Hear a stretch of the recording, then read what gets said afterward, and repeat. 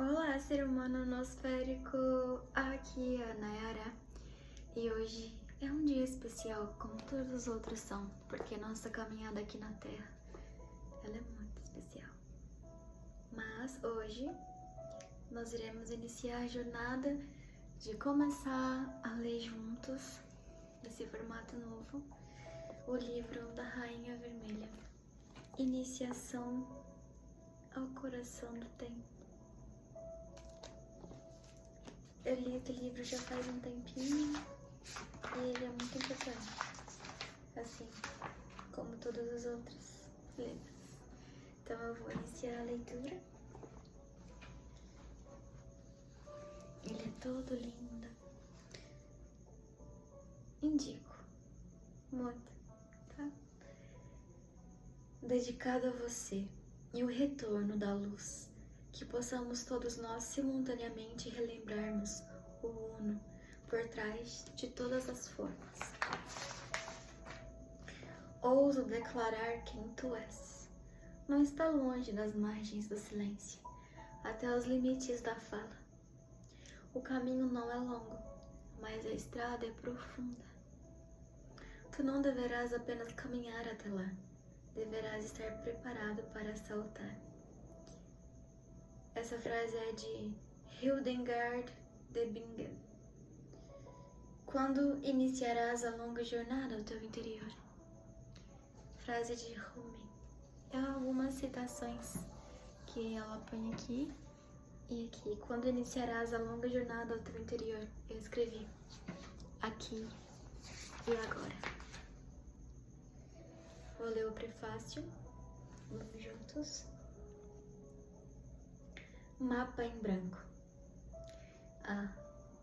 Éramos o mapa em branco, livres de fronteiras, libertos de nomes. Éramos os rios selvagens, a mente fresca do céu claro não escrita. Não há palavras para o que estou em vias de te narrar. No entanto, farei o melhor possível por meio da tua língua para comunicar algo do qual tu poderás ter sempre tido ciência.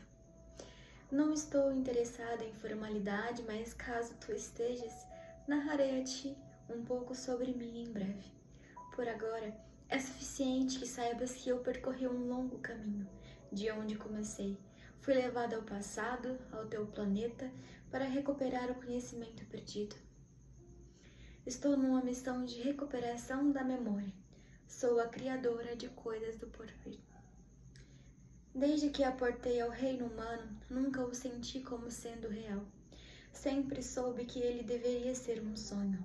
No entanto, parecia que outras pessoas estavam vivenciando experiências reais, mas não eu. Minha memória primeira. Após emergir do canal de nascimento da amnésia transmigratória, era de ser uma criança no mundo que estava para explodir. Todos pareciam esquecidos dessa destruição iminente. Tentei alertar aos que me ouvissem, mas poucos conseguiam ouvir. Eu era tão jovem e eles não me levaram a sério.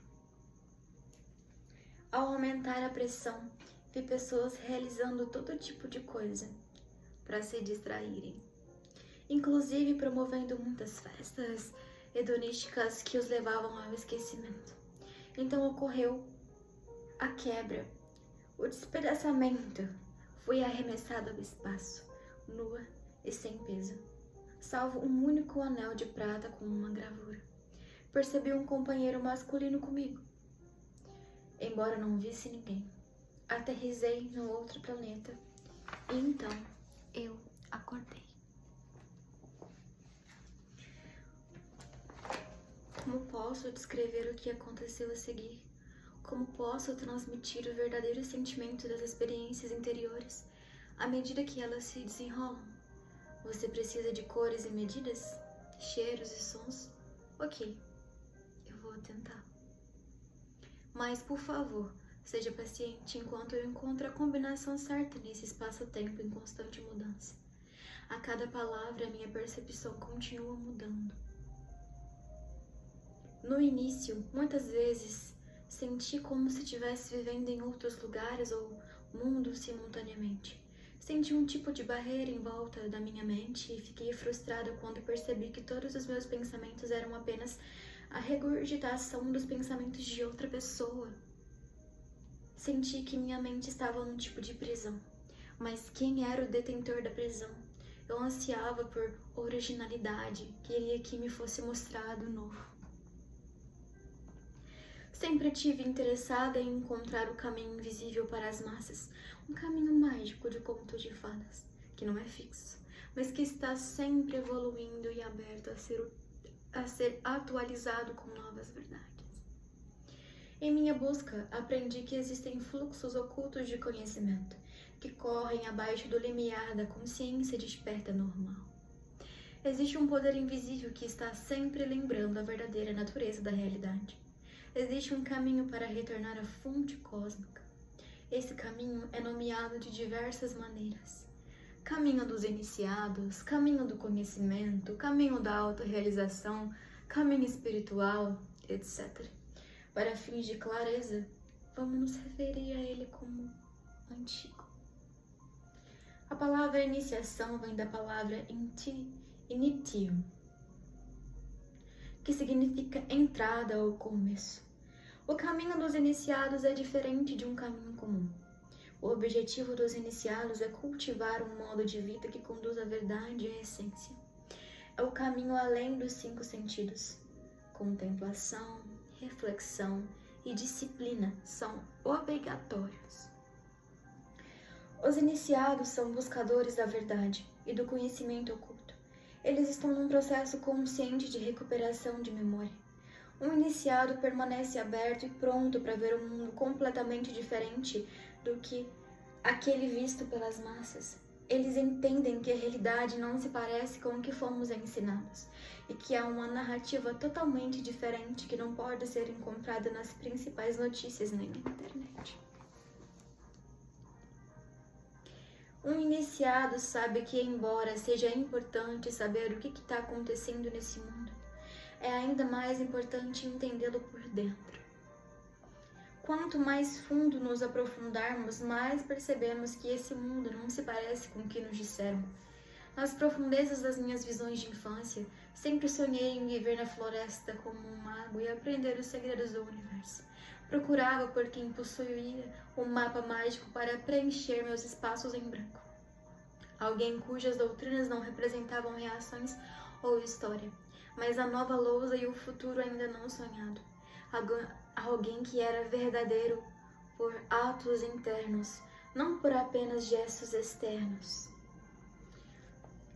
Imaginei-me sentada ao redor de uma fogueira quente, bebendo chás de ervas e lendo à luz de velas.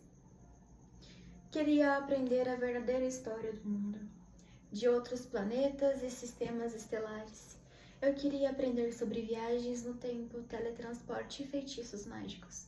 Queria saber diretamente quem é Deus, sem intermediários. Eu queria viver uma vida de conto de fadas, onde felizes para sempre não são apenas um sonho.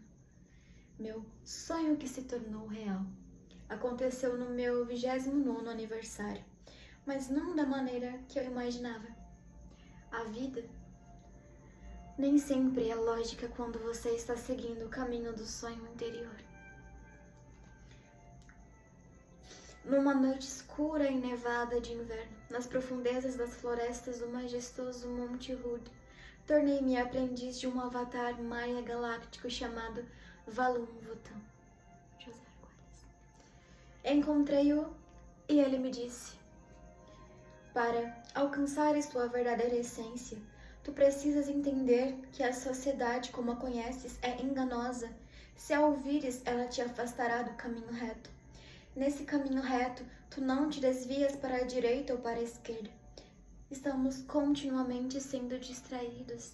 Isso significa que tu deves perceber que existe uma maneira oculta ou distanciada do comportamento social convencional. A chave da vida é encontrar e cultivar a sua essência.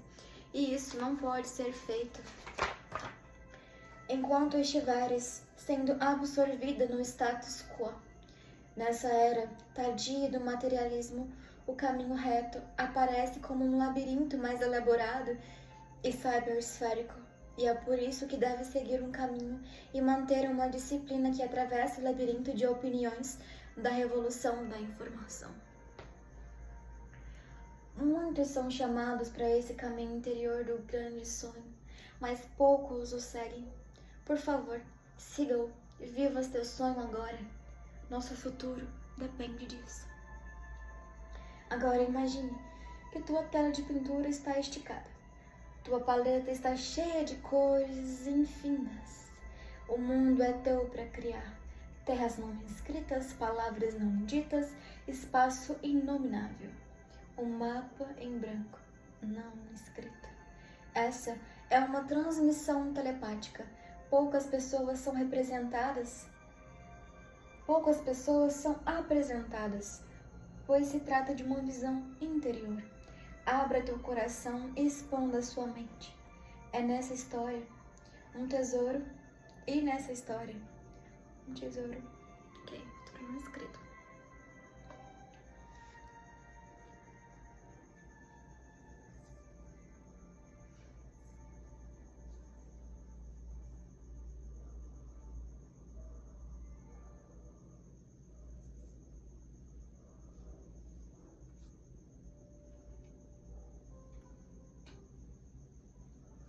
Essa é uma transmissão telepática. Poucas pessoas são apresentadas, pois se trata de visão interior. Abra teu coração e expanda sua mente. E nessa história, um tesouro encontrarás. Se partes do conteúdo, teu cérebro não conseguir dominar, veja as notas sincrônicas no final da nossa leitura. Parte 1. A iniciação.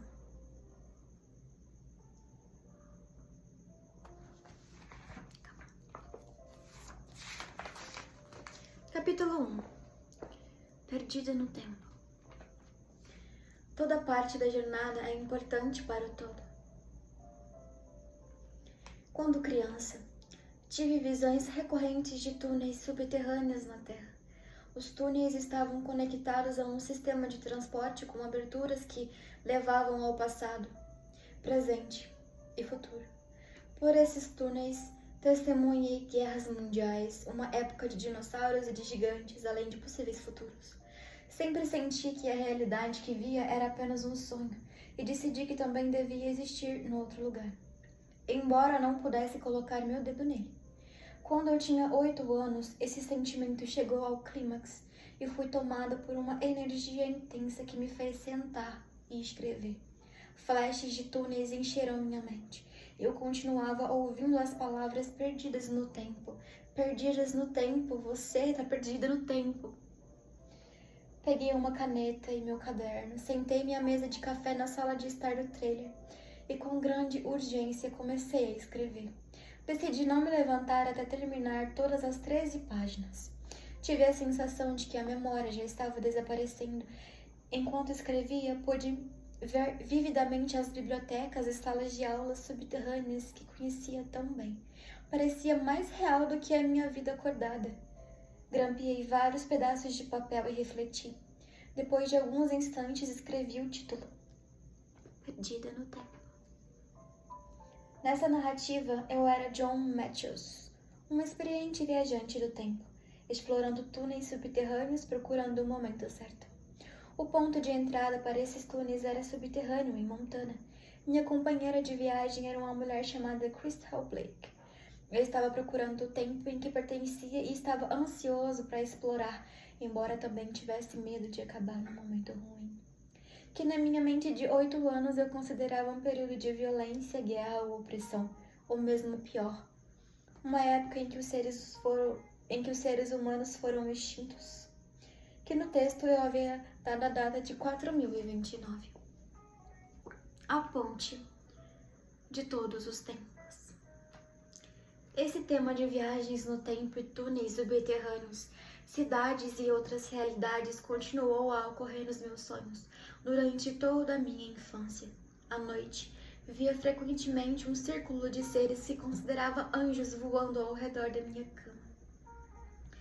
Eles me levariam para outros mundos, e eu experimentaria voar pelo espaço em uma cama quente. Os sonhos me levavam a uma ponte onde eu via crianças diante dela, cantando uma melodia assustadora. Essa é a ponte de todos os tempos. Mais tarde, percebi que estava enviando mensagens de memórias adiante, que depois recuperaria por meio de uma série de poemas. E essas palavras resumem. Eu peguei o fio da vida, da mesma linha de pensamento que enviei para o céu quando criança, derretida em uma colcha rosa, sonhando os mortos, acordada aos 4 anos, rezar para um Deus que me usasse mais. Use-me mais, Deus, eu orei. Foi assim que meus dias foram feitos. Se deveria morrer antes de acordar, rogo ao Senhor que minha alma tome. Eu vi anjos voando em fileiras ordenadas, debaixo da minha colcha, macia, quente e rosa de algodão. Tive outras experiências incomuns quando criança, que pareciam normais na época. Em muitas ocasiões via uma mão acenando atrás da cama, quando tirava uma soneca. Às vezes parecia brincalhão e às vezes eu estava com medo.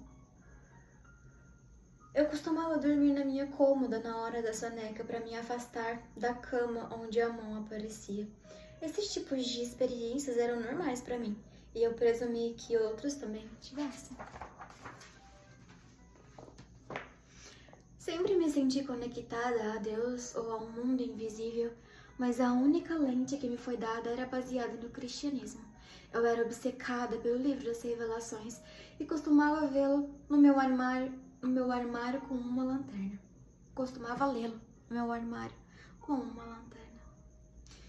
Tinha lido a Bíblia para orar em segredo e entendi literalmente. Quando eu entrei na minha primeira série, os professores queriam me pular 2 séries, mas meus pais recusaram. Eu era socialmente desajeitada e fazia coisas fora de ordem. Na segunda série, eu escrevia peças sobre viagens no tempo e contos de fadas e as apresentava em público. Até cerca de 9 anos de idade, vivi num mundo de conceitos condicionados, relativamente limitados até minha tia morrer e os meus pais se divorciarem. Esse foi o meu primeiro despertar para a fragmentação que procurei reconciliar. Minha vontade era forte, assim como minha imaginação criativa. A primeira pergunta que me lembro de perguntar foi: se eu não fosse eu, quem seria? Passei por muito tempo contemplando isso antes de determinar que era impossível que eu pudesse ser outra pessoa. Eu costumava perguntar ao meu pai se essa vida era um sonho ou não, e ele sempre dizia: parece isso pra mim. Experiência de quase morte. Eu tinha 19 anos a primeira vez que morri, em Buffalo, Nova York. Fui declarada morta por uma overdose acidental de drogas após uma noite de festa. Estava me divertindo muito, mas em meu estado de ingenuidade e embriaguez, entrei numa Harley Davidson com um homem que mal conhecia, e ele me deu drogas. Antes que eu percebesse, fui encontrada desmaiada no gramado de uma mulher idosa numa manhã gelada de novembro. Ela e 2 amigos ligaram para o 911, que no caso é o 90, inclusive, porque eu não tinha pulso e eles pensaram que eu estava morta. Aparentemente, eu estava deitada no gramado congelado por cerca de 4 horas antes de ela me encontrar e chamar uma ambulância. Assisti de fora do meu corpo enquanto os paramédicos trabalhavam para me reviver. Eu não tinha pulso. Eu estava entrando e saindo da consciência, mas não dentro do corpo. Mais tarde eu escrevi. Retornei ao local do Criador e fui levada a caminhar por um campo. E a mim foi mostrada a vida que havia vivido, saboreando a morte, a missão revelada, da ação kármica golpe a golpe, até que um anjo não visto redimiu meu show. Da minha experiência de morte, foram me mostradas todas as palavras e ações que fiz durante toda a minha curta vida. Então experimentei os efeitos amplificados de cada uma das minhas palavras e ações nos outros ao meu redor. Quando via algo positivo que havia dito ou feito, desfrutava de uma enorme felicidade. Quando via algo negativo que havia dito ou feito, começava a me contorcer com a pior dor que se possa imaginar. Durante a experiência de quase morte, senti que estava flutuando através de um buraco negro em turbilhão, repetindo: embora eu ande pelo vale da sombra da morte, não temerei o mal. Ficava lembrando que não há nada a temer. Senti que estava andando num tipo de barco da alma. Eu estava sozinha, mas senti os outros ao meu redor em sua própria jornada, e ninguém poderia ajudar mais ninguém. O que mais me impressionou foi ver como nossas palavras e pensamentos são puras vibrações que retornam para nós da maneira mais amplificada. Flutuando no espaço, senti uma força magnífica do outro lado da escuridão, que estava me puxando em direção a ela. Enquanto me movia em direção a ela, mais cenas passaram diante de mim, em alta velocidade, erros comportamentais, assim que vistos e reconhecidos foram dissolvidos. Isso foi seguido por uma sensação de alívio e um estado mais profundo de purificação e alegria. Todos os detritos acumulados e erros da vida na Terra foram removidos de mim, passo a passo. Eu estava sendo purificada e puxada por um imã do amor onipotente de volta à fonte central, onde me deparei com o que considerava eu a essência de Cristo. Fiquei deslumbrada com a luz e a magnificência que emanavam desse ser divino. Essa luz da essência era tão pura que eu mal conseguia olhar para ela. Tudo que eu queria era me tornar digna de estar em sua santa presença. E comecei a dizer: amo você. Sinto muito, me perdoe. Senti uma vergonha fugaz por ter esquecido essa glória. Esse sentimento deu lugar a um grande calor do que só pode ser descrito como uma luz divina, explodindo por dentro, banhando toda a minha essência com uma alegria arrebatadora. Esse sentimento de plenitude me deu suprema confiança de que tudo acabaria bem. Essa mensagem, junto com a mensagem de sempre seja ensinável, me impressionou profundamente. Não importa o quanto aprendemos ou pensemos que sabemos, o conhecimento está sempre evoluindo, assim como a nossa percepção dele. Foi-me dada a escolha se eu queria voltar à Terra ou não. Estava claro que eu não queria voltar. Foi-me mostrada a imagem de meu pai à distância. Ele estava com muita dor e chorando. Percebi que ele estava no meu funeral. Meu coração se abriu quando senti sua dor e seu amor me puxarem de volta para a terra. Em seguida, vi-me sentada no centro de um grupo do que pareciam ser anciães, sábios, que me mostraram telepaticamente minha missão de vida. Ao acordar, eu só conseguia lembrar fragmentos, mas lembrei que eles comunicavam que tudo seria revelado, passo a passo. Lembrei-me que a parte principal da visão tinha a ver com telepatia entre os humanos e que eu estava aqui para ajudar na transformação da Terra. A única coisa que eu me lembro é que tive a garantia de viver para sempre feliz a partir daquele momento. 3 das mulheres mais velhas então me levaram a um campo e me colocaram de volta no corpo terrestre. Fiquei relutante quando o corpo se sentiu tão denso e pesado em comparação com a sensação liberada de liberdade que estava experimentando. Mas eu sabia que minha missão ainda não estava completa. Essa experiência alterou permanentemente minhas percepções sobre todos os aspectos da realidade. Percebi que muitas das minhas suposições anteriores sobre a realidade de Deus estavam incorretas. Não havia ninguém com quem eu pudesse conversar naquele momento que pudesse entender completamente. Naquela época, as experiências de quase morte não eram tão amplamente comentadas. Sofri um período profundo de depressão e ansiedade, sentindo o contraste entre esse mundo e o que acabara de experimentar. Ainda tinha um ano para cursar a faculdade e no verão de 1994 retomei meus estudos em jornalismo. Simultaneamente e sem o meu conhecimento, a descoberta da tumba da Rainha Vermelha no Templo 13 foi realizada no verão de 1994, na selva de Palenque, no México. 6 anos depois, eu visitarei essa tumba.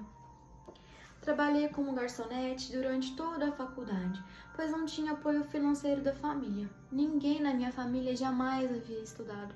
Eu me formei em jornalismo e me mudei para Los Angeles, a morar com minha tia. enquanto concluí um estágio como repórter apresentadora no Pasadena Star News, na Califórnia. Na época, eu estava praticando um curso em milagres e imersa nas obras coletadas de São João da Cruz.